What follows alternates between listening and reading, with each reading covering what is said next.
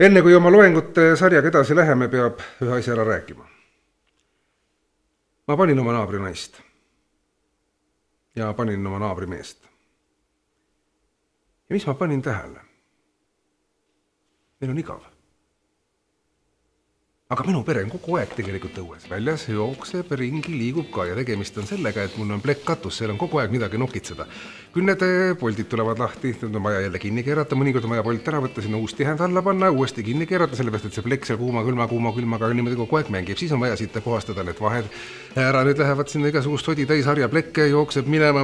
Siin mul 3 poissi, need on kogu aeg kenasti on katusel. Naine jookseb kogu aeg redelist, viib neile süüa, juua. See on tõeline aktiivmaja, mitte nagu praegu räägitakse sellest passiivmajast. Päike läheb kohe loo ja pole arugi saanud päeval möödas, istud siia voodisse. Puhkad, saad silmad kinni, tunned jälle midagi juhtus, jälle kenasti välja. Sul on kogu aeg ööpäeva ringselt tegemist.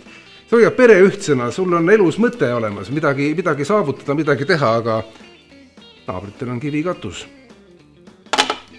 Kivikatus on kõige murevabam katusematerjal. Loe kivikatuse hooldamisest monier.ee. Lihtsaim tee uue katuseni.